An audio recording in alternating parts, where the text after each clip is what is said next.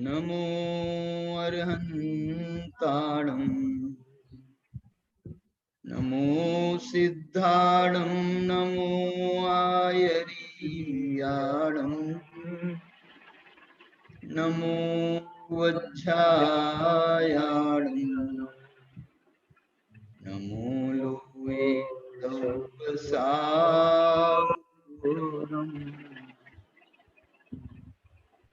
जे हिंदुलक्षि जन्ते ईवा गुणसन्ना गुणजीवा पज्जति पाणासन्नाय मग्गणावोय उवो गोवियकमसो बीसं तु परुवणा भणिया।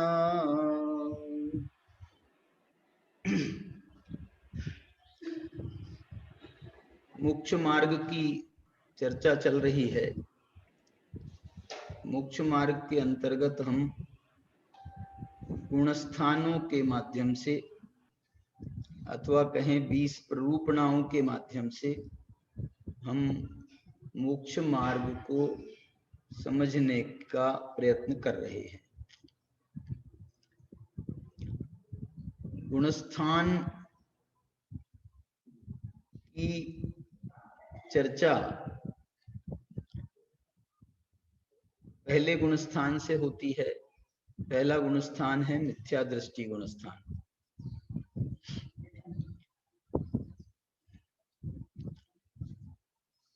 धवला में एक चर्चा आती है, उसको मैं आपके सामने बताना चाहता हूं।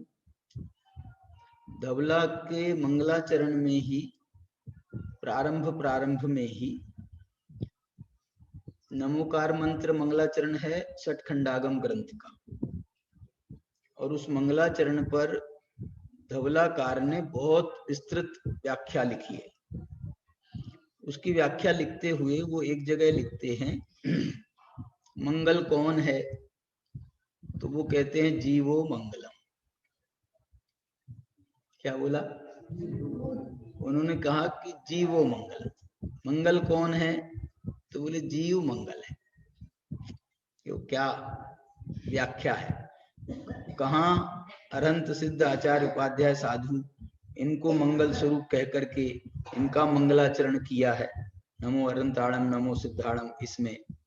और उसकी व्याख्या करते हुए वो प्रारंभ कर रहे हैं कि बोले देखो, सबसे पहले तो जीव मंगल है, उसके बाद में पंच परमेष्ठी मंगल है, उसमें कोई आपत्ति नहीं है, लेकिन सबसे पहले तो जीव मंगल है। जीव क्यों मंगल है? तो एक बात उसमें उन्होंने खुद ही लिखा ही है, और खुद ही फिर बाद में इस पर प्रश्न खड़ा कर रहे हैं। जीवो मंगलम कह दिया, तो बोले जीव मंगल स्वरूप कैसे हो सकते? बोले क्यों, क्या दिक्कत है तुम्हारे को? बोले इससे तो जीव तो मिथ्या दृष्टि भी है, तो मिथ्या दृष्टि जीव भी मंगल हो जाएंगे। तो तुम मंगल कह करके नमस्कार कर रहे हो ना पंच परमेष्ठियों को, तो तुम जीव कह करके क्या जीवों को नमस्कार करोगे, या उसमें मिथ्या दृष्टि जीव भी आ जाएंगे तो उनको भी तुम्हारा नमस्कार नहीं जाएगा क्या, मिथ्या दृष्टियों को? तो उन्होंने क्या लिखा मालूम? इससे तो मिथ्या दृष्टि जीव भी मंगल हो जाएंगे। तो उन्होंने लिखा है हो जान दो ना। क्या लिखा? हो जाने दो। तो बोले ऐसे तुम फिर मिथ्यात्व का नाश कौन करना चाहेगा?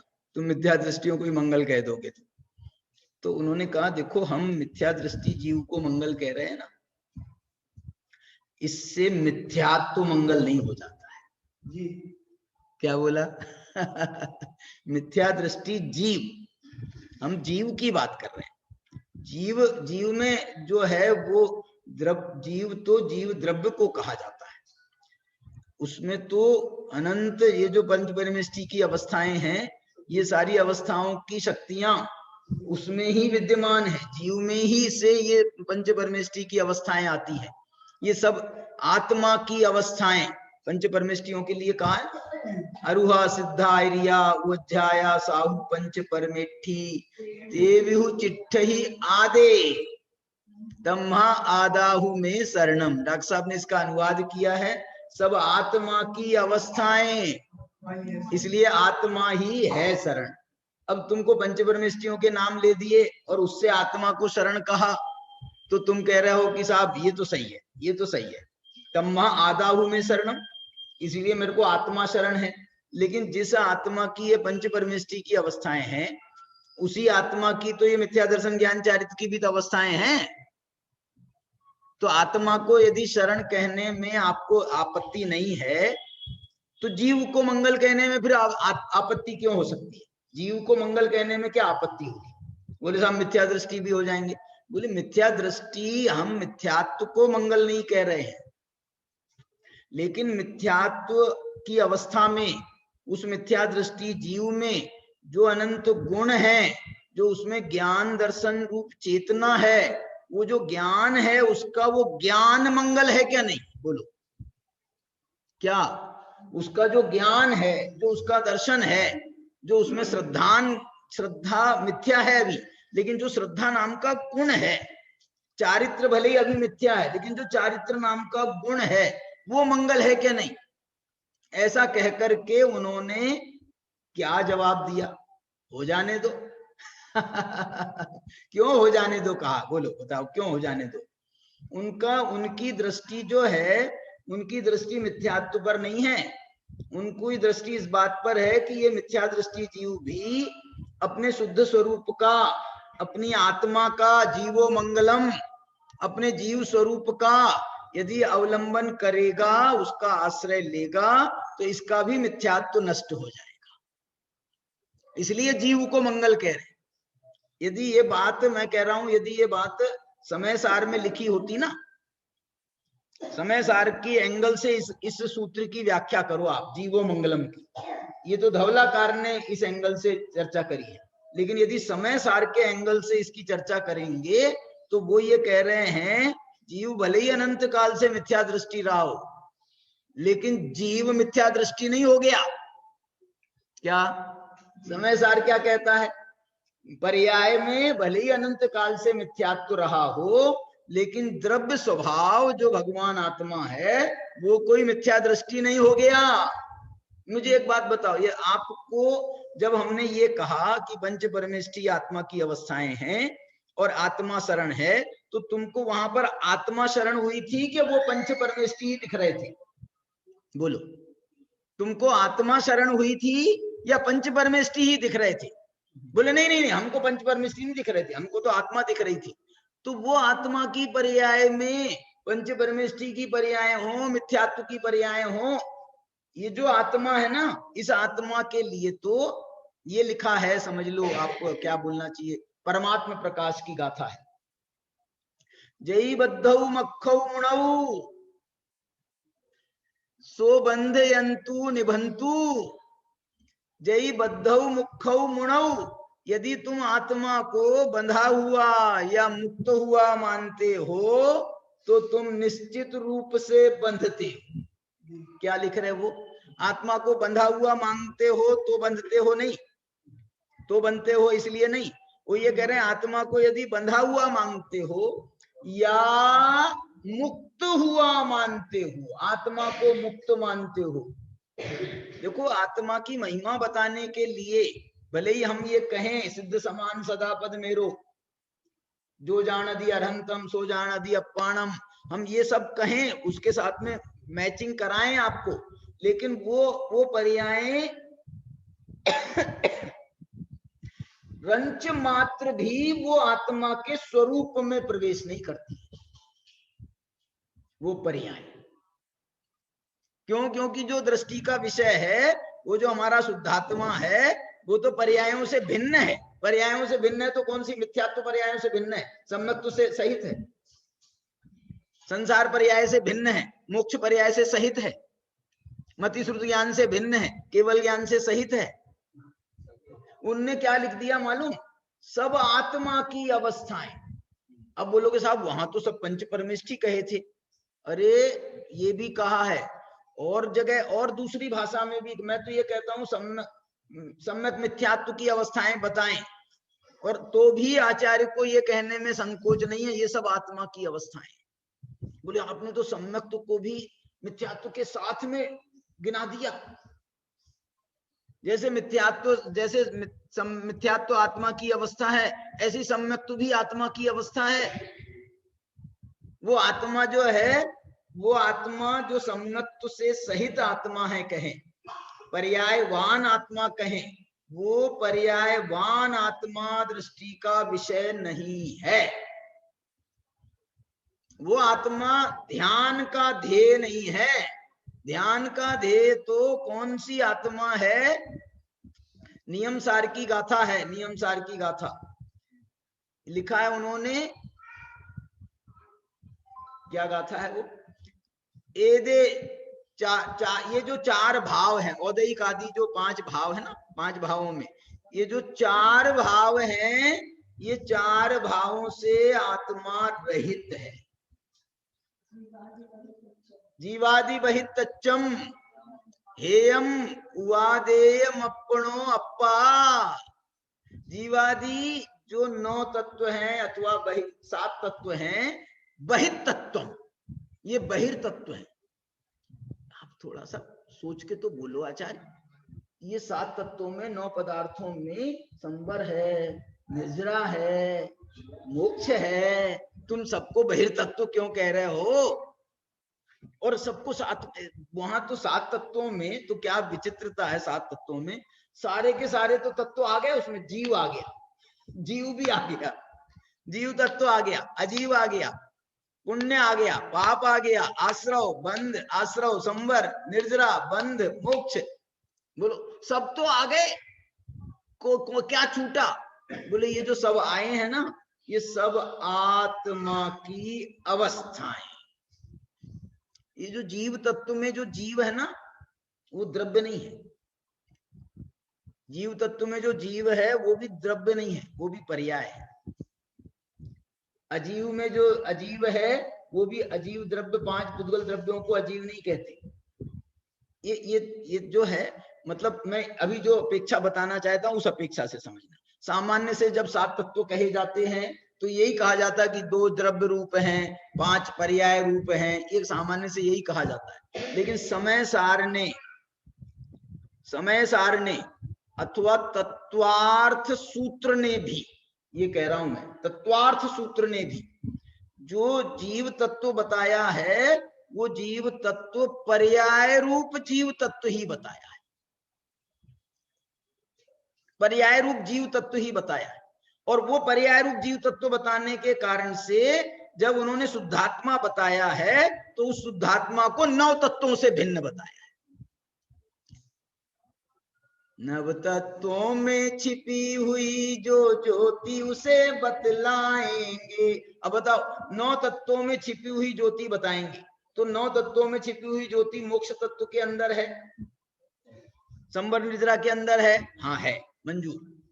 तो जैसे संवर निजरा के अंदर है वैसे ही आश्रव बंध के अंदर भी क्या? जैसे संवर निर्जरा के अंदर है, मोक्ष के अंदर है, ऐसे ही वो आश्रव बंध के अंदर भी है, पुण्य पाप के अंदर भी है। कुछ ज्यादा कुछ कम, पुण्य पाप के अंदर कुछ कम है आत्मा, और संवर निर्जरा के अंदर कुछ ज्यादा है आत्मा। यदि तुम ऐसा भेद करोगे ना, तो ये भेद तुमको पर्याय दृष्टि पर ले जाएगा, द्रव्य दृष्टि से बाहर कर देगा। पर्याय दृष्टि से क्यों ले जाएगा? क्योंकि पर्यायों की अपेक्षा इनमें भेद है। पर्यायों की अपेक्षा संवर निर्जरा में और पुण्य पाप में, आश्रव बंध में, इनमें भेद है। द्रव्य दृष्टि से द्रव्य दृष्टि से सम्यक दर्शन ज्ञान चारित्र में और मिथ्या दर्शन ज्ञान चारित्र में कोई भेद नहीं है। क्यों नहीं है? इसका एक बहुत अच्छा जवाब तो ये है कि वो जो है ना, द्रव्य दृष्टि वाले की पर्याय दृष्टि ही नहीं है, उसको पर्याय उसकी दृष्टि में ही नहीं आती। जब उसकी पर्याय दृष्टि में नहीं आती है तो ये पर्यायों के भेद हैं, वो उसकी दृष्टि में कहां से आएंगे? हमने जब पर्याय को ही नहीं देखा, तो पर्यायों के जो भेद हैं वो कैसे उसके विषय बनेंगे, ऐसा करके। तो इसलिए जो है बहुत मतलब मैंने अभी एक गोष्ठी हुई थी, धवला विषय पर गोष्ठी हुई थी ना, धवला विषय दिया, तुमको दिया था, मेरे को दिया था, किसको दिया था, कब मंगलायतन में हुई थी, नहीं हाँ देवलाली। अभी जो अपने श्रुत पंचमी हुई ना, तो श्रुत पंचमी पर उन्होंने गोष्ठी करी थी सठखंडागम के आधार पर। तो उन्होंने एक विषय दिया था, संयम को दिया था शायद, इनको ये विषय दिया था कि आप धवला में अध्यात्म बताओ। तो इनने मेरे से पूछा बताओ पापा कहाँ है धवला में अध्यात्म बताओ। तो मतलब मेरे को तो एक ही स्थल मालूम है। बोले कौन सा स्थल, जीवो मंगलम। ये जो जीवो मंगलम का सूत्र बताया ना, और मुझे ऐसा ख्याल है कि इस बात पर हम लोगों ने तो जो कहा सो कहा ही था। उस समय शायद पवन जी को या सचिन जी को, इन लोगों को भी बोलना था, तो इन लोगों ने भी ये धवला का इस सूत्र को याद किया था। पवन जी ने भी अपने व्याख्यान में याद किया था जीवो मंगलम, सचिन जी ने भी याद किया था जीवो मंगलम। सचिन जी है ना, वो वहां पर एक मंगलायतन में रहते हैं, तो उनने भी जीवो मंगलम ये जो सूत्र है, ये जो है ये बहुत अध्यात्म की पराकाष्ठा का सूत्र है। लेकिन वो जो है धवला में भी, धवला तो अब गुणस्थान मार्गण स्थान आदि कर्म सिद्धांत इनकी मुख्यता का ग्रंथ है, लेकिन उसमें भी अध्यात्म की इतनी सुंदर चर्चा जो है वो इसमें से निकलती है। मालूम आपको, समय सार में एक गाथा है, वो और ग्रंथों में भी मिलती है।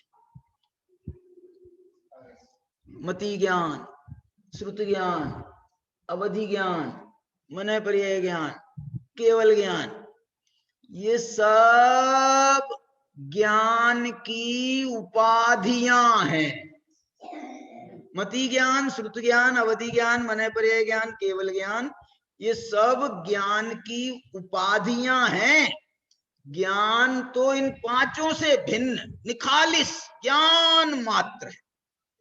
मति ज्ञान में से मति निकाल दो, श्रुत ज्ञान में से श्रुत ज्ञान निकाल, श्रुत निकाल दो, अवधि ज्ञान में से अवधि निकाल दो, मन पर्याय ज्ञान में से मन पर्याय निकाल, केवल ज्ञान में से क्या निकालें, वो तो खुद ही केवल ज्ञान है। बोले नहीं हमको वो वाला केवल ज्ञान नहीं चाहिए, हमको तो केवल ज्ञान एक तो होता है जुड़ा हुआ, केवल ज्ञान एक साथ लिखते हैं ना, हमको ये केवल ज्ञान नहीं चाहिए। तुमको कौन सा केवल ज्ञान चाहिए, जिसमें ज्ञान केवल बाद में आता है, ज्ञान केवल, ज्ञान मात्र, अथवा तुमको पहले भी रखना हो तो दोनों को अलग अलग कर देना, केवल, केवल कोष्टक में लिखना मात्र केवल के कोष्टक में लिखना मात्र, उसके बाद में लिखना ज्ञान, ताकि तुम वो केवल ज्ञान को चिपका नहीं सको, बीच में एक कोष्टक डाल दो, तुम चिपका नहीं सको। ये केवल ज्ञान हमको चिपके वाला नहीं चाहिए, हमको कौन सा केवल ज्ञान चाहिए टोडरमल जी ने लिखा है इसी के लिए, निकेवल, ऐसा निकेवल शब्द है उनका, निकेवल, निकेवल माने निह केवल माने मात्र, निह केवल ज्ञान स्वरूप है आत्मा, केवल ज्ञान स्वरूप है। उस केवल ज्ञान में तो सर्वज्ञता शामिल हो जाती है, आत्मा सर्वज्ञ स्वभावी नहीं है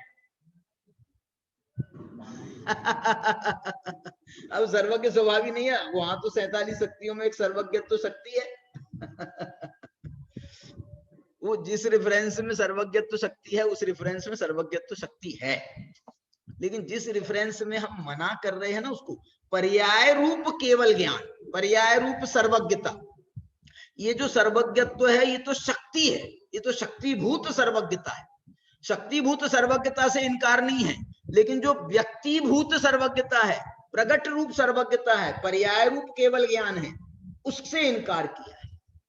वो पर्याय रूप केवल ज्ञान तो वो सब सापेक्ष है, वो सबको जानता है, सबको जानता है, सर्वद्रव्य पर्यायसु केवलस्य, सब माने ऐसा लगता है जैसे ज्ञान की दृष्टि या सर्वज्ञता की दृष्टि बहिर्मुखी ही है, सर्वद्रव्य पर्यायसु केवल, सर्व, ये भगवान तुम सर्वद्रव्य पर्यायसु केवलस्य हो, हमेशा सब पर को ही जानते रहते हो, सबको ही जानते रहते हो, फिर तुमको अपनी आत्मा को जानने की फुर्सत कब मिलती है? ये महिमा का बिंदु नहीं है कि तुम सबको जानते रहते हो, इसलिए समय सार में, नियम सार में कुंद कुंद भगवान ने कह दिया कि ये व्यवहार है, केवली भगवान सबको देखते जानते हैं, ये व्यवहार नय का विषय। जानदि पश्यति सब्बम व्यवहार नयेन केवली भगवम। जानदि पश्यति अप्पाणम निश्चय नयेन दूर। ये दूसरी लाइन मेरे को याद नहीं थी, मेरे को बनाई है मैंने। जानदि पश्यति सब्बम व्यवहार नयेन केवली भगवम न दु निश्चयस्य, ऐसा कुछ है।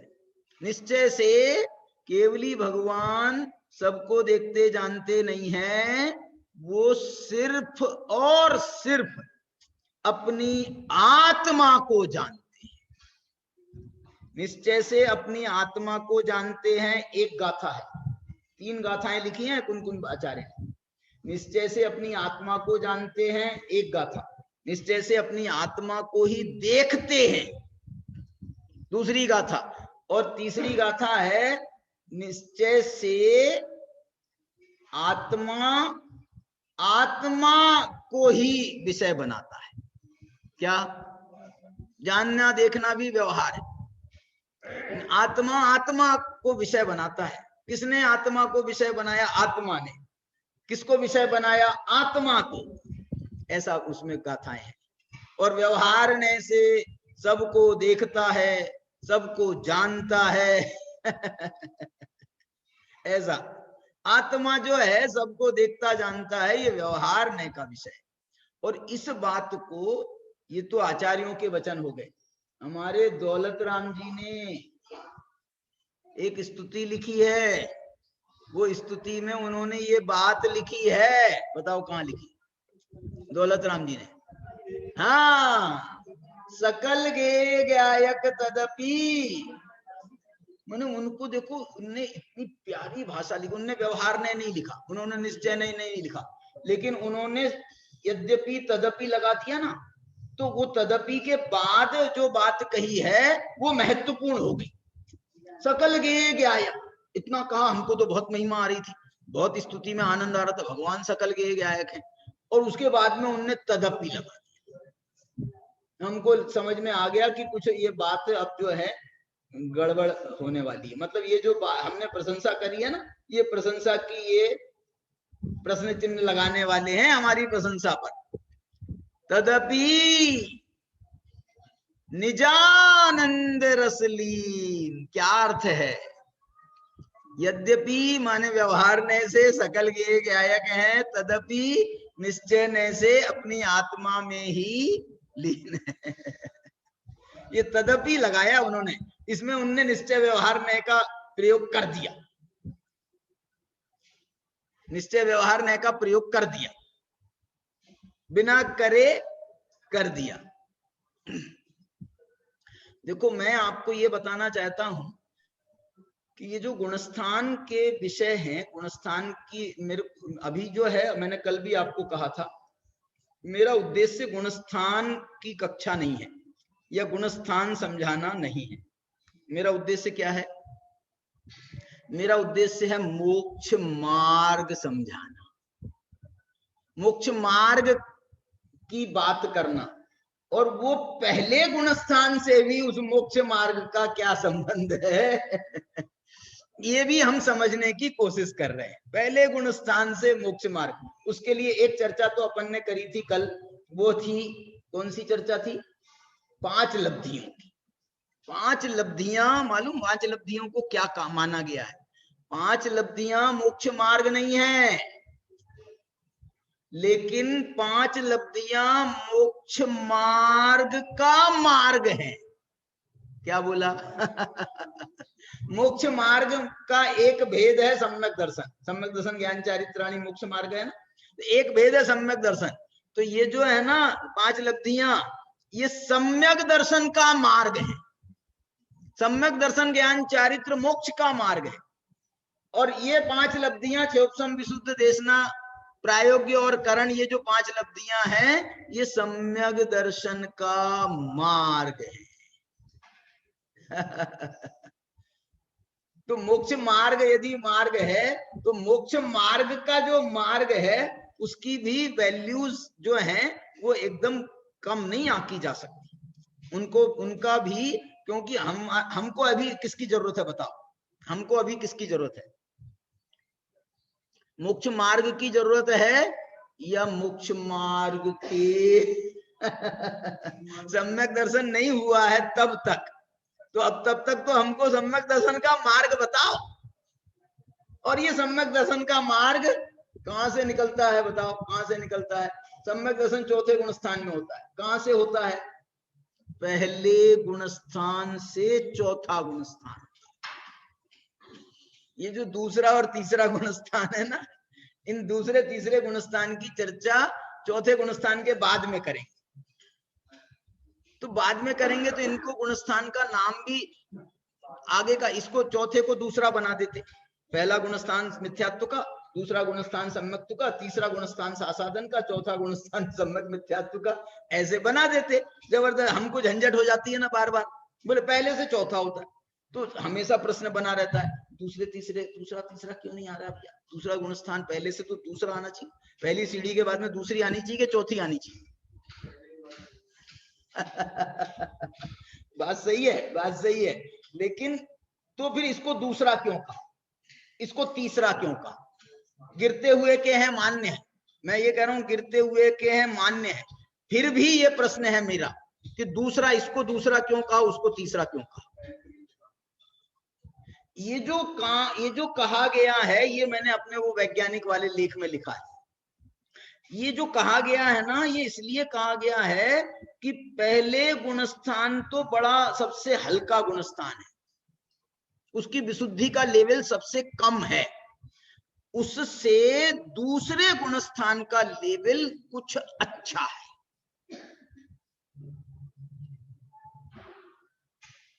तीसरे गुणस्थान से कम है। क्या बोला? दूसरे गुणस्थान की जो विशुद्धि है ना वो तीसरे गुणस्थान से कम है, लेकिन पहले से अच्छी है, पहले से ज्यादा है। एक बात बताऊं मैं आपको दूसरे गुणस्थान की।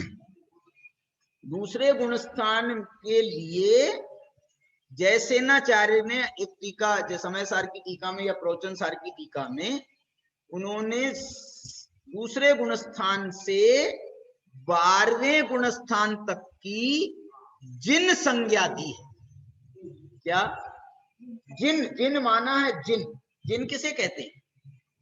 जिन, जिन, जिनवर, जिनवर वृषभ। वो व्याख्या में तो जिनवर वृषभ कौन कहलाते हैं? तीर्थंकर आदि जिनवर वृषभ कहलाते हैं, अनंत भगवानी। ये जिन, जिनवर, जिनवर वृषभ में कोई सिद्ध भगवान का नहीं है उल्लेख। जिनवर वृषभ जो है वो तीर्थंकर अरहंत कहलाते हैं। जिनवर जो है वो सामान्य अरहंत केवली कहलाते हैं। जिन कौन कहलाते हैं? जिन कौन कहलाते हैं? तो उनके नीचे वाले कौन? जिनवर वृषभ, और जिनवर के नीचे वाले सब जिन है। उत्कृष्ट जिन कौन है? तो 12वें गुण स्थान वाले उत्कृष्ट जिन है।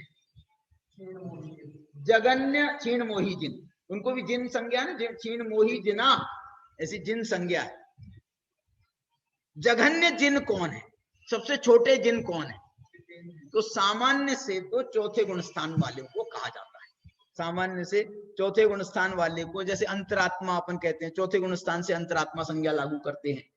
लेकिन जयसेनाचार्य ने कहा कि ना बाबा, दूसरे गुण स्थान वाले भी जिन है। दूसरे गुणस्थान वाले भी जिन है। तो उनसे पूछा कि भैया दूसरे गुणस्थान वाले जिन क्यों हैं? बोले जिन की व्याख्या तुम बता दो। जिन माने कि जिन किसे कहते हैं तुम बता दो तो हम आपकी व्याख्या से सहमत हैं। बोले जो जीते सो जिन, जो जीते सो जिन, जिन्होंने जीता है उसे जिन कहते हैं। तो जो जघन्य जिन है वो कौन कहलाएगा? जिसने कुछ भी जीता है, थोड़ा सा भी जीता है ना, तो वो जिन कहलाएगा। जिसने बहुत जीत लिया वो क्षीण मोही जिन कहलाएंगे, 12वें गुण स्थान वाले। और ये जो जिनवर है ना, ये भी वास्तव में जिन है। सहयोग केवली जिना, वो भी जिन है। क्यों? भले ही जिनों में श्रेष्ठ कह रहे हैं, लेकिन जिन है तभी तो जिनों में श्रेष्ठ कहलाएंगे। जिन वर वृषभ ये भी जिन ही है एक प्रकार के, लेकिन वो जो केवली हैं उनको उनकी एक अलग ग्रुप बना दिया, सहयोग केवली अयोग केवलियों का, और इनका जो है जो छद्मस्त हैं वो सब उनको जिन में डाल दिया। लेकिन सबसे छोटे जिन कौन है? तो बोले दूसरे गुणस्थानवर्ती सबसे छोटे जिन हैं। बोले इनने क्या जीता है? अरे इनने मिथ्यात्व को जीता है। क्या बोल रहा हूं? दूसरे गुणस्थान वाले मिथ्या दृष्टि नहीं है, गलत फहमी में मत रहना, बल्कि इनके गुणस्थान का नाम मालूम क्या है? दूसरे गुणस्थान का नाम बोलो, पूरा नाम बोलो। सासादन सम्यक दृष्टि। तो इनको मिथ्या दृष्टि कैसे मान सकते? इनका नाम है सम्यक दृष्टि। और दूसरा कारण यह है मिथ्या दृष्टि क्यों नहीं माना गया, क्योंकि इनके मिथ्यात्व का उदय नहीं है। इनको मिथ्यात्व का उदय नहीं है। ये जो दूसरा गुणस्थान होता है ये अनंतानुबंधी के उदय से होता है, और अनंतानुबंधी में भी चारों नहीं। यदि चारों आ जाएं तो बहुत खराब हालत हो जाएगी इनकी भी, वो नहीं मानी गई दूसरे गुणस्थान में। बोले कोई एक अनंतानुबंधी का भी अंश, एक कोई क्रोध, अनंतानुबंधी क्रोध आ जाए, मान आ जाए, माया आ जाए, लोभ आ जाए, कोई एक अंश आ जाए उसका अनंतानुबंधी का, तो ये इसको सम्यक्त रूपी पर्वत से गिरा देता है। बोले आपने तो अभी सम्यक दृष्टि संज्ञा दी है। बोले उसकी सम्यक दृष्टि संज्ञा इसलिए है क्योंकि ये सम्यक्त से आता है, इसमें सम्यक दृष्टि ही दूसरे गुणस्थान में आता है। मिथ्या दृष्टि पहले से दूसरे गुणस्थान में जाता नहीं है। तीसरे गुणस्थान में तो ये संभव है पहले से तीसरे में भी चला जाए, सबसे पहले नहीं, सबसे पहले नहीं। एक बार जो सादी मिथ्या दृष्टि है ना, सादी मिथ्या दृष्टि, वो पहले से तीसरे में भी जा सकता है। नहीं, पहले से तीसरे में नहीं जाता शायद, उसमें तीसरे से तीसरे का से जाने आने का फर्क है। तीसरे से कोई वापस चौथे में भी जा सकता है और तीसरे से पहले में भी आ सकता है। ऐसा है क्या? ध्यान नहीं आ रहा है, कुछ कंफ्यूज हो रहा हूं। पहले से तीसरे में जा सकता है क्या सादी मिथ्या दृष्टि? जा सकता है। और तीसरे से चौथे में जा सकता है। चलो दोनों बातें इनने ओके कर दी। क्या कह रहा हूं मैं? पहले से तीसरे में जा सकता है, दूसरे में नहीं जा सकता। क्यों नहीं जा सकता है पहले से दूसरे में? क्योंकि पहले से दूसरे में जाना जो है, मैं भावों से, आगम कह रहा है, आगम तो सीधे सीधे कह रहा है कि नहीं जा सकता, लेकिन मैं उसमें से कुछ वैज्ञानिकता निकालना चाहता हूं, कुछ युक्ति निकालना चाहता हूं। तो वो जो है युक्ति ये है कि मिथ्यात्व का नाश करने के लिए, मिथ्यात्व का नाश करने के लिए तो अनंतानुबंधी का नाश भी साइमल्टेनियसली अविनाभावी रूप से आवश्यक है। मिथ्यात्व का नाश ऐसे नहीं हो सकता कि तू मिथ्यात्व का नाश कर दो और अनंतानुबंधी रहे आए। दूसरे गुणस्थान में तो अनंतानुबंधी है, अनंतानुबंधी रहे आए और मिथ्यात्व का हम नाश कर देवे, ये संभव नहीं है। लेकिन गिरते हुए ये एक छोटे से काल के लिए, बहुत छोटे से काल के लिए, छोटा सा काल मालूम कितना माना है इसका? एक आवली काल माना है, एक आवली काल। एक आवली काल में भी अधिकतम काल माना है। दूसरे गुणस्थान का उत्कृष्ट काल है आवली और जघन्य काल है एक समय। जघन्य काल एक समय, चौथे गुणस्थान से दूसरे गुणस्थान में आकर पहले गुणस्थान में आना है इसको, तो ये दूसरे गुणस्थान में जघन्य एक समय के लिए रुक सकता है, एक समय के लिए रुक सकता है। और कोई जीव ऐसा भी हो सकता है जो आवली काल, आवली में तो असंख्यात समय होते हैं, एक प्रकार का छोटा अंतर मुहूर्त है, तो वो जो है उतने काल भी रुक सकता है दूसरे गुणस्थान में। लेकिन इसके लिए इतना प्यारा उदाहरण दिया है शास्त्रों में, यही उदाहरण चल रहा है सब जगह दूसरे गुणस्थान के लिए। धवला में भी ये उदाहरण है, समझ लो, गोवटसार में ये उदाहरण है। क्या उदाहरण है मालूम? उदाहरण ये है कि एक ऐसा व्यक्ति लो जो सम्यक्त रूपी पर्वत पर चढ़ा है, सम्यक्त रूपी पर्वत पर चढ़ा है, और वो सम्यक्त रूपी पर्वत से उसने छलांग लगा दी कहो, या गिर गया, सीढ़ियों से नहीं गिरा, जो ऊपर जैसे गुफा खाई होती है वहां से सीधा गिरा। अब वो गिरा और मिथ्यात्व की भूमि पर आया नहीं है। क्या बोला? मिथ्यात्व की भूमि पर आया नहीं है। वो जो बीच का काल है, बीच का, उसको कहते हैं सासादन। सासादन का मतलब है स आसादन। स माने सहित और आसादन माने गिरना, जो गिरने से सहित। आसाधना का अर्थ विराधना, जिसने सम्यक्त की विराधना करी। तो जो सम्यक्त की विराधना करने वाला है लेकिन मिथ्यात्व में आया नहीं है।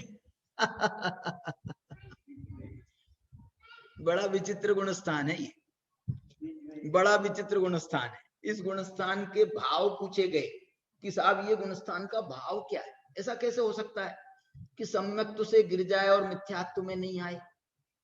श्रद्धा गुण की परिणति होती है ना, श्रद्धा गुण की परिणति होती है, तो श्रद्धा में या तो सम्यक्त होगा या मिथ्यात्व होगा। इस आसादन गुणस्थान में पूछो सम्यक्त है कि मिथ्यात्व है, बोले नहीं सम्यक्त से तो गिर गया है, तो मिथ्यात्व होना चाहिए। बोले नहीं मिथ्यात्व में आया नहीं है, तो सम्यक्त होना चाहिए।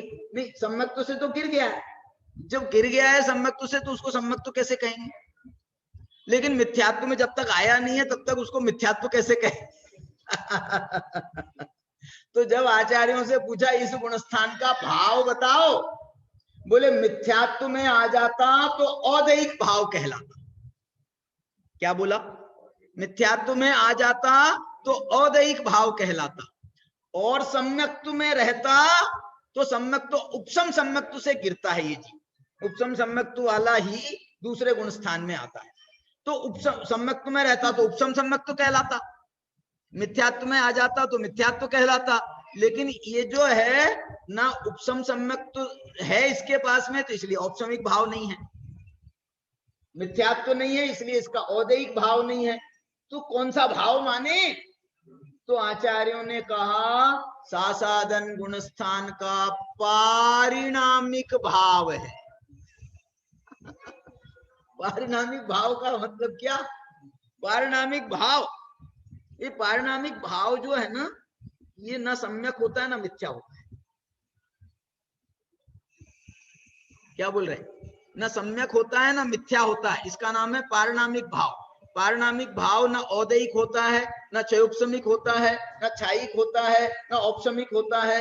ये चारों भाव जो हैं ये अलग अलग भाव हैं, लेकिन पारिणामिक भाव इन चारों से रहित होता है, इसको पारिणामिक भाव कहा। तो जब इनने पारिणामिक भाव कहा है तो वो ये कहते हैं कि इसका सम्यक्त्व भी नहीं है, मिथ्यात्व भी नहीं है। श्रद्धा गुण की कौन सी परिणति है? बोलो, श्रद्धा गुण की कौन सी परिणति है? श्रद्धा गुण की श्रद्धा परिणति है। श्रद्धा गुण की जो श्रद्धा ना, मिथ्या और सम्यक नहीं, श्रद्धा गुण की श्रद्धा परिणति भी होती है कि नहीं हो सकती है कि नहीं हो सकती, जब ना मिथ्या हो ना सम्यक हो। और सुनो, ये तो इस परिणति का नाम है दूसरा गुणस्थान, जहां ना सम्यक है ना मिथ्या है, लेकिन बहुत समय नहीं रह सकता ऐसा जी। इसको या तो इस पार होना पड़ेगा या इस पार होना पड़ेगा, या तो इसको सम्यक्त्व में जाना पड़ेगा या इसको मिथ्यात्व में आना पड़ेगा। ऐसा हम जो है ना अधर में बहुत देर, अधर में कोई आदमी रह सकता है? पर्वत से तो गिर गया है और जमीन पे आया नहीं है, अधर में रह सकता है? अधर में अरे कोई डाल वाल मिल जाए झाड़ की, वो झाड़ की पकड़ ले, पकड़ करके रुक जाए। लेकिन ये डाल थी ना, ये जो है ना कोई वृक्ष की नहीं थी, ये कोई बेल की थी। बेल और वृक्ष में समझ गए अंतर? कोई बेल की थी। अब बेल जो है वो कितना, इसका वजन, इसका 60 किलो का वजन कितनी देर सहन करेगी बेचारी बेल। वृक्ष की होती तो वो सहन कर लेती। सुनो, सम्यक्त से गिरो, और यदि कोई वृक्ष की डाल मिल जाए तो समझ लो तीसरा गुण स्थान, और कोई बेल की बेली मिल जाए तो समझ लो दूसरा गुण स्थान। फर्क क्या है? बेल से तो इसको नीचे आना गारंटी है, और वृक्ष की डाल मिल जाएगी तो कहो ये तीसरे से चौथे में भी वापस चला जाए। और बहुत देर तक यदि कोई बचाने वाला नहीं मिला तो ये भाई साहब भी नीचे ही आने वाले हैं। तीसरे गुण स्थान से भी पहले गुण स्थान में आने वाले हैं, लेकिन दूसरे वाला।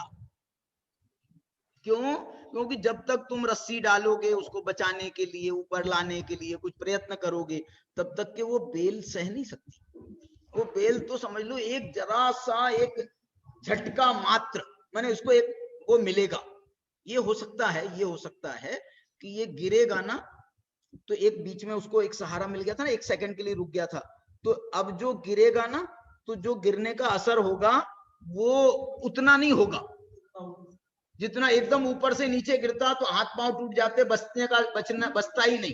लेकिन इसमें जो है ये कहो तो ये थोड़ी सी इसमें सांस बाकी है, मतलब अभी जो है हाथ पांव टूटेंगे, मरेगा नहीं। ये क्यों बता रहा हूं मालूम? ये जो दूसरे गुण स्थान से पहले गुण स्थान में आता है, बहुत ज्यादा फर्क नहीं है डायरेक्ट आने वाले में और दूसरे से आने वाले में, लेकिन इसका आगम में कोई वर्णन नहीं है ऐसा भेद का कि दूसरे गुण स्थान से आने वाला जो है वो कम, मैंने उसको थोड़ा सा अच्छा माना हो, या डायरेक्ट गिर गया हो तो उसको कोई ज्यादा खराब माना हो, ऐसा कोई वर्णन तो नहीं है। लेकिन मैं ये तो अपने उदाहरण है, उदाहरण तो बहुत से मिल जाते हैं ना। दूसरा गुणस्थान जो है, क्या बताया दूसरे गुणस्थान की बात? जिन कहा उसको, जिन। और क्या बताया? दूसरे गुणस्थान का भाव पारिणामिक भाव का।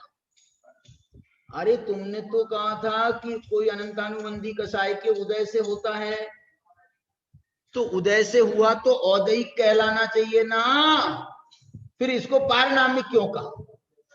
समझ गए? बताओ। जब कसाय के उदय से हुआ तो जो उदय से परिणाम होता है उसको औदयिक कहते हैं, तो इसको औदयिक कहना चाहिए ना, इसको पारिणामिक क्यों कहा? बोलो दादी, तुम बताओ।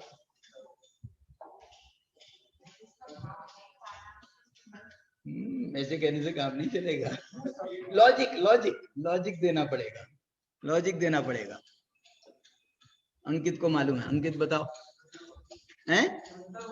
हाँ, वो ये कहते हैं कि जो चार गुणस्थान है ना, शुरू के चार गुणस्थान, ये दर्शन मोह की अपेक्षा, दंसन पडुच्च चतुर्गुणस्थानानि, दर्शन मोह की अपेक्षा से ये चार गुणस्थान। तो दर्शन मोह का हम पूछ रहे हैं, किसका दर्शन मोह में उदय है क्या? नहीं, दर्शन मोह का उदय नहीं है दूसरे गुणस्थान। दर्शन मोह का क्षय भी नहीं है, उपशम भी नहीं है, क्षय का तो सवाल ही नहीं है, उपशम भी नहीं है, और ना उदय है। तो कौन सा भाव है? क्षय तो हुआ ही नहीं था, इसलिए वो भी नहीं है, क्षय उपशम भी नहीं है, इसलिए इसको पारिणामिक का, दर्शन मोह की अपेक्षा। और अनंतानुबंधी जो है इसका उदय है, लेकिन ये तो चारित्र मोह की परिणति है, तो चारित्र मोह के उदय से है, वहां पर चारित्र मोह का औदयिक भाव है दूसरे गुण स्थान में, लेकिन दर्शन दूसरे गुण स्थान को चारित्र मोह के उदय आदि से जोड़ा ही नहीं है। चार गुण स्थान दर्शन मोह की अपेक्षा है, चार गुण स्थानों में दर्शन मोह की चर्चा हो। तो अब हम पूछते हैं आपसे, दूसरा गुण स्थान, एक और बात बताना है दूसरे गुण स्थान की, बताता हूं। तीसरे गुण स्थान की स्थिति मालूम क्या है? तीसरे गुण स्थान की, तीसरे गुण स्थान में सम्यक्त्व भी है और मिथ्यात्व भी है। तीसरा गुण स्थान बड़ा विचित्र है, जैसे दूसरा पारिणामिक भाव होने से विचित्र है, ये तीसरा गुण स्थान भी इसलिए विचित्रता को प्राप्त है कि बोले साहब तीसरे गुण स्थान वाले सम्यक दृष्टि है कि मिथ्या दृष्टि? ऐसे पूछ रहे हैं हम। सम्यक दृष्टि है क्या तीसरे वाले? बोले हाँ है। मिथ्या दृष्टि है क्या? बोले हाँ है। अरे सम्यक दृष्टि भी मिथ्या दृष्टि भी। बोले इसलिए तो हमने रुक रुक करके नहीं बोला, हमने सम्यक मिथ्या दृष्टि सीधा डायरेक्ट सम्यक दृष्टि है, मिथ्या दृष्टि है, ऐसा नहीं कह रहे।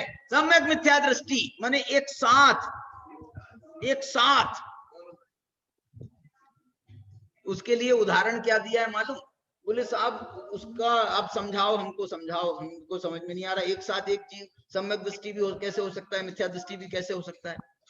तो बोले एक काम करो, है तो ये अभक्ष, है तो ये अभक्ष, लेकिन आचार्यों ने उदाहरण दिया इसका। क्या है उदाहरण? दही गुड़ वावा मिश्रम, दही और गुड़ मिश्रम, इसका मिश्रण किया हुआ है। दही और गुड़ को मिलाने से क्या बनता है? शायद वो बनता है क्या श्रीखंड वगैरह? हाँ, वो तो शक्कर से बनता है, गुड़ से नहीं बनता। क्यों? कोई शक्कर, कोई गुड़, शक्कर की जगह गुड़ डाल करके बनाए तो नहीं। तुम मत बनाना, तुम लोग तो भक्ष्य खाने वाले हो, अभक्ष्य खाने वाले, बनते ही नहीं है शायद।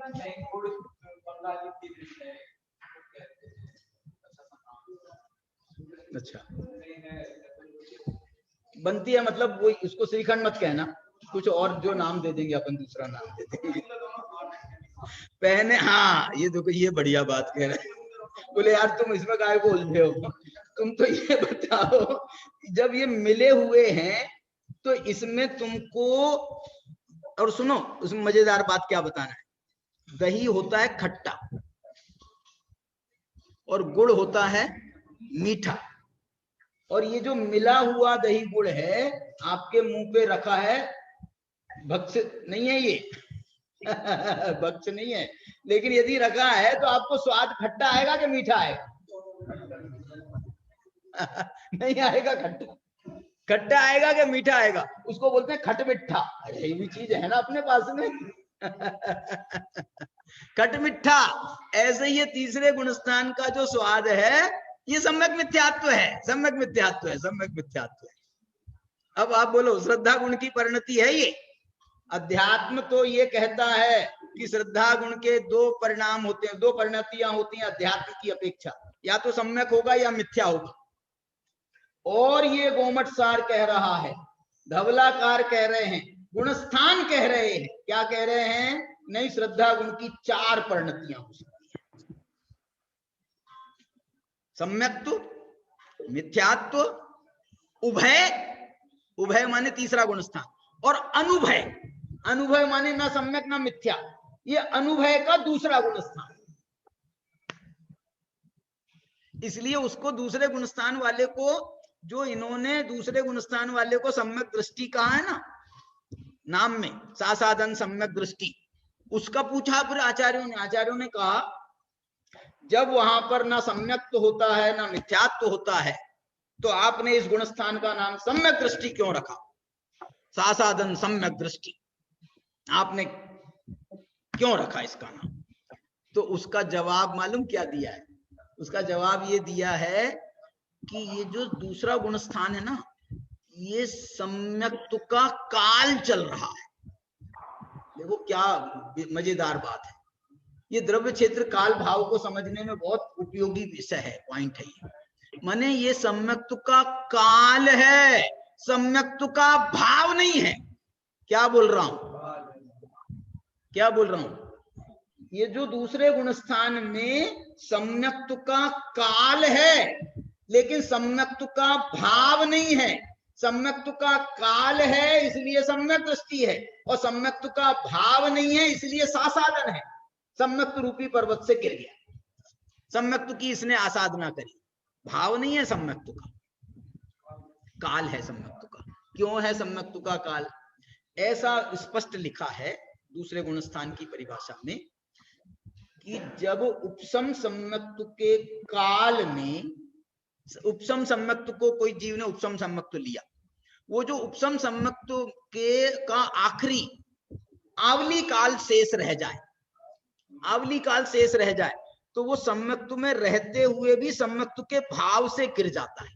वो काल सम्यक्त्व का ही है, उसका आवली काल शेष है ना सम्यक्त्व के काल का।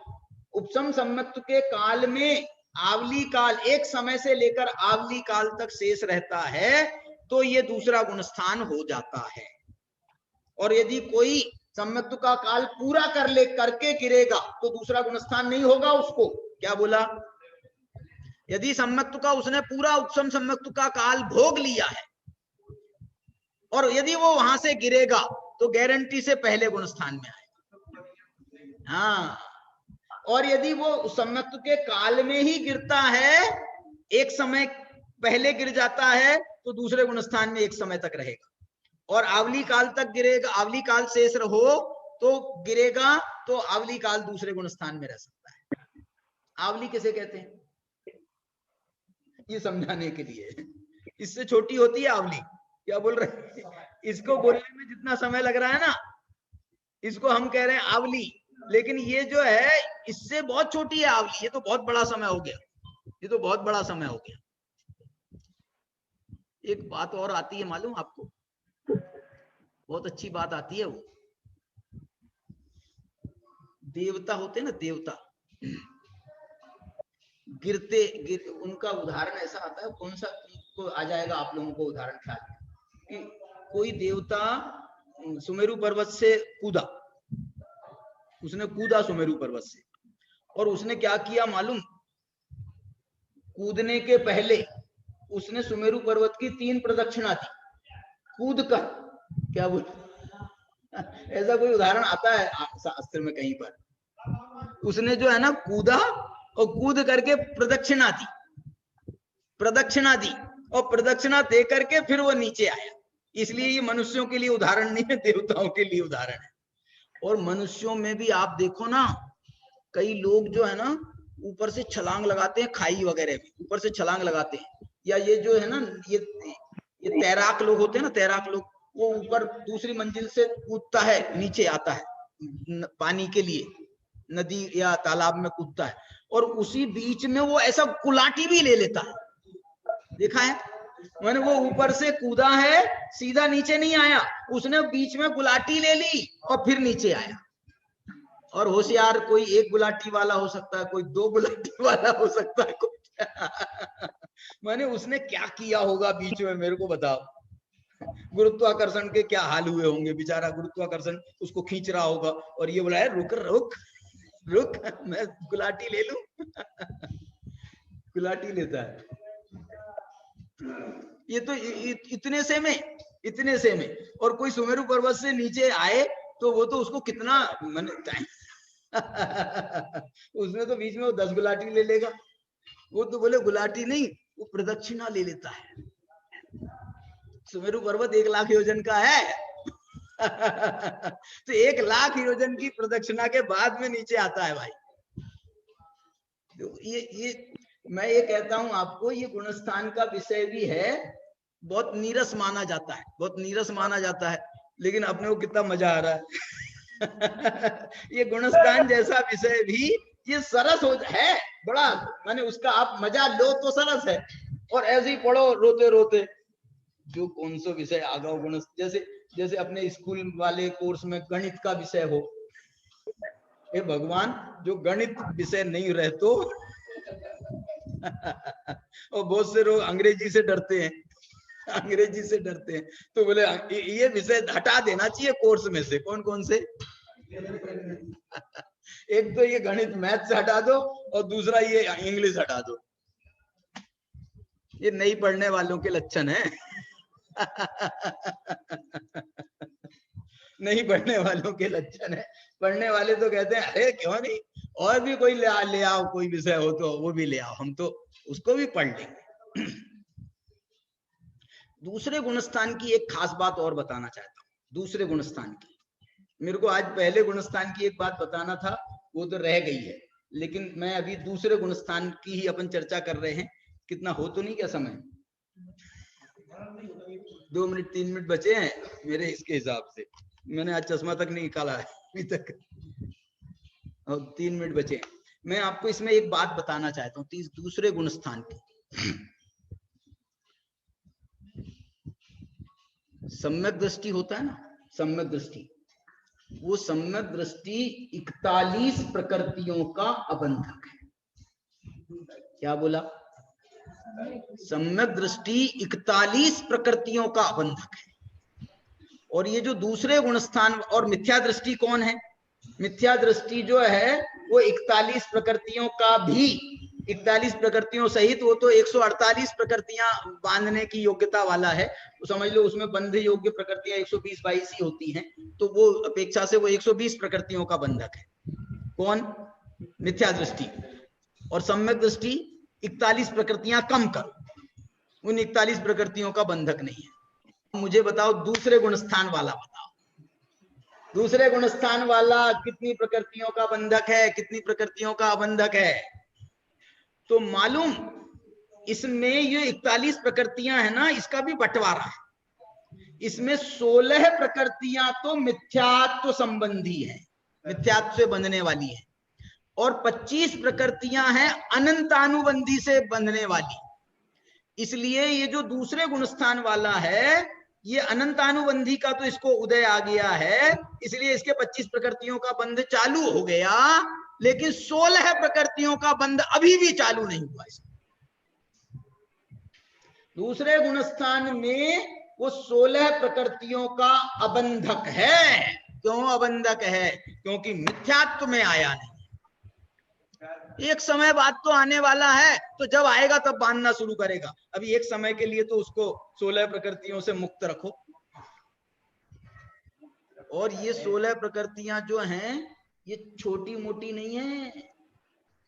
ये जो 16 प्रकृतियां है ना, ये 148 प्रकृतियों में ये 16 प्रकृतियां अकेली देखें तो इतनी भारी हैं, इतनी भारी हैं, इतनी भरकम है कि भगवान तुम जो है ना संसार में रखो, हमें मंजूर है, लेकिन ये 16 नहीं रहे, ये 16 हट जाएं। ऐसी इतनी भयंकर प्रकृतियां हैं। वो प्रकृतियां कौन सी हैं? उनके देखो मैं नाम इसमें है मेरे पास में, मैं आपको नाम सुना रहा हूं। 16 प्रकृतियां। मिथ्यात्व, मिथ्यात्व का बंध मिथ्यात्व से ही होता है। कोई कहे अनंतानुबंधी से होता है तो नहीं, ये मिथ्यात्व प्रकृति मिथ्यात्व से ही बंधने वाली प्रकृति मानी गई है, मिथ्यात्व। दूसरा है हुंडक संस्थान। हुंडक बहुत भयंकर है, हुंडक संस्थान। तीसरा है नपुंसक वेद। स्त्री बना देना भैया भगवान, पुरुष बना देना, लेकिन चक्का जे नहीं बनाना। नपुंसक वेद। नरक गति, ये मिथ्यात्व से बंधने वाली प्रकृतियों में है नरक गति। नरक गत्यानुपूर्वी, नरक गति में ले जाने वाली जो अनुपूर्वी प्रकृति है वो भी ये मिथ्यात्व से संबंधी है। नरकायु, इसको नरक त्रिक भी कहा जाता है। नरक त्रिक, नरक त्रिक माने नरक गति, नरक गत्यानुपूर्वी और नरक आयु। ये तीनों जो है, ये तीनों का संबंध मिथ्यात्व से है। तिर्यंच गति, तिर्यंच गत्यानुपूर्वी, तिर्यंच आयु, इसका संबंध नहीं है मिथ्यात्व से, इसका संबंध अनंतानुबंधी से इसका संबंध अनंतानुबंधी से। ये नरक गत्यानुपूर्वी, नरक आयु। और सहनन में सबसे खराब सहनन माना है वो है असंप्राप्त असपाटिका सहनन। वो सहनन भी वो नरक, ये मिथ्यात्व से संबंधी है। संस्थान में सबसे खराब हुंडक संस्थान, और सहनन में सबसे खराब असंप्राप्त सपाटिका सहनन। और 4 जातियां, 4 जातियां माने इंद्रियों को जाति कहा जाता है। तो 1 इंद्री, 2 इंद्री, 3 इंद्री और 4 इंद्री। ये जो 4 इंद्रियां हैं, संगी असंगी पंचेंद्री नहीं, पंचेंद्री संगी भी और असंगी भी, वो मिथ्यात्व से नहीं बनती। ये 4 इंद्रियों वाली, 1 इंद्री जीव, 1 इंद्री जो है जाति, जाति कहा है। 1 इंद्री का बंध, 2 इंद्री का बंध, 3 इंद्री का बंध, 4 इंद्री का बंध। ये कैसे होता है? ये मिथ्यात्व से ही होता है। इसके बाद है काय। काय में 2 काय है ना, स्थावर काय और त्रस काय। तो स्थावर काय का बंध मिथ्यात्व से होता है, स्थावर काय का बंध मिथ्यात्व से होता है। फिर जो है और जो दूसरी नाम कर्म की प्रकृतियां हैं, तो उनमें भयंकर प्रकृति मानी है आताप। आताप माने एकदम गरम, एकदम गरम, समझ गए? आत्मा कैसी गरम होगी?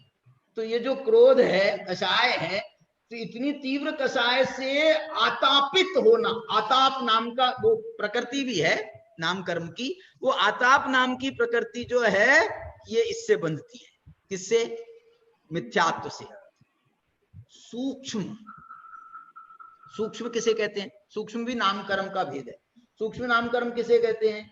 सूक्ष्म नाम कर्म उसे कहते हैं कि पकड़ में नहीं आओ, पकड़ में नहीं आओ, देखने में नहीं आओ, किसी प्रकार से आपका जो है मति श्रुति ज्ञान का विषय नहीं बने, उसको कहते हैं सूक्ष्म। और ये सूक्ष्म जीव को बनाने वाली है, ये प्रकृति जीव को सूक्ष्म अवस्था में पहुंचाने वाली है। अब ये सूक्ष्म अवस्था में पहचानेगी तो आपको जो है ना लोग मारते हुए चले जाएंगे, मारते हुए चले जाएंगे, और उनसे बोलेंगे तुमने क्यों मारा?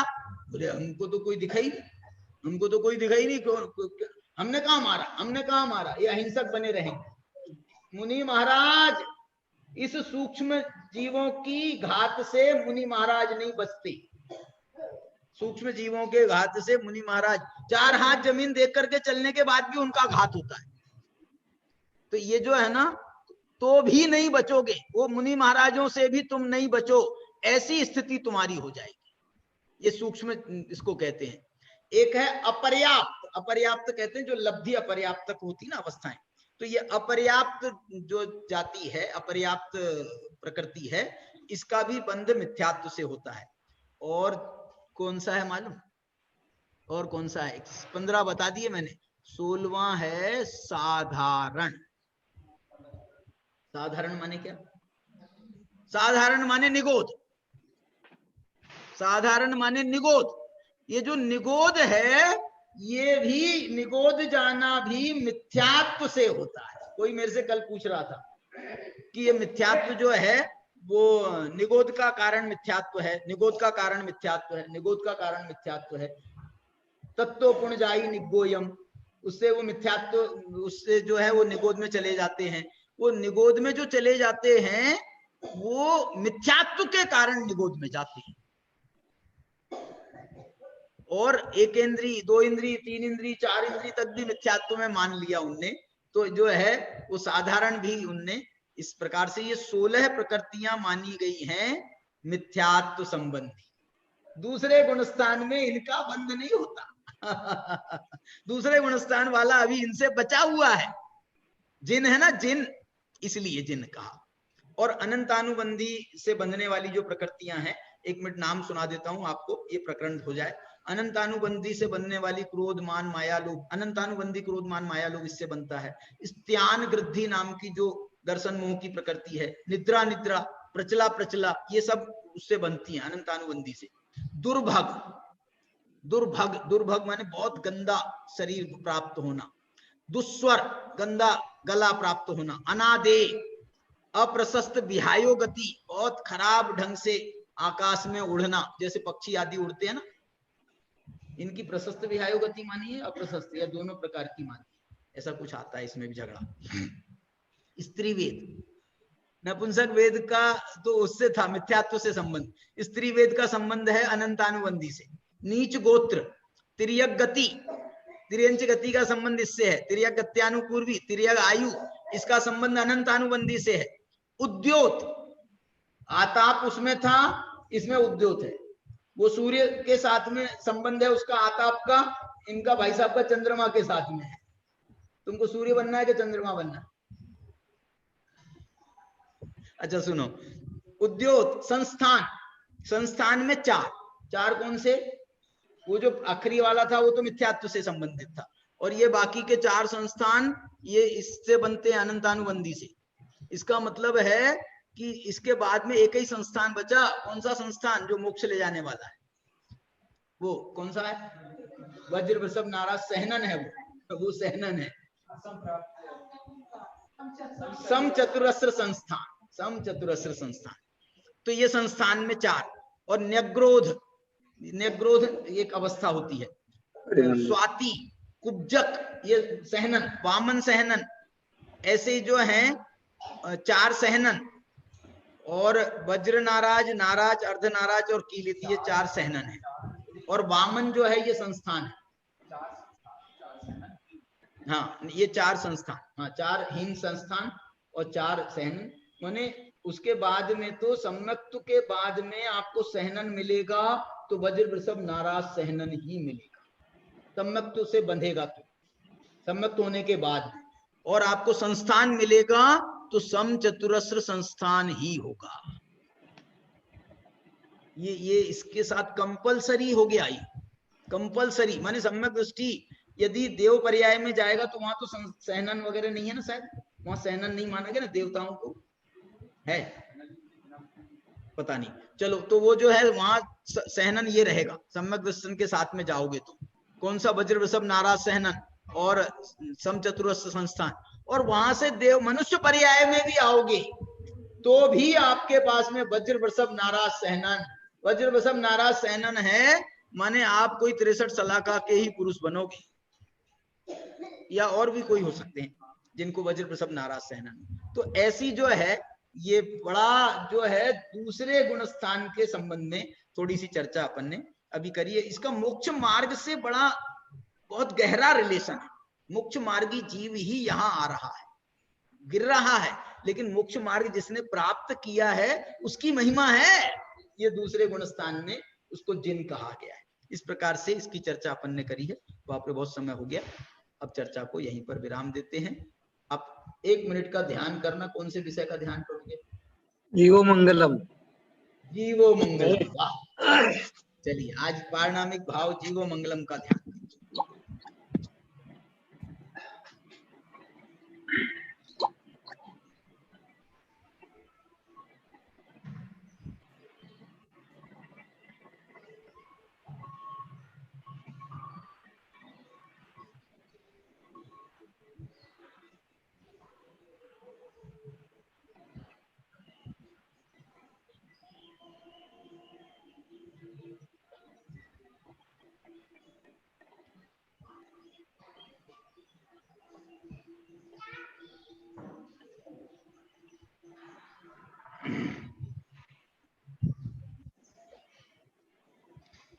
जिनवाणी स्तुति आज संक्षिप्त कर लेते हैं। निज निधि निज में बताई, उपकार है उसके लिए जिनवानी माँ को वंदना शतबार, वंदना शतबार।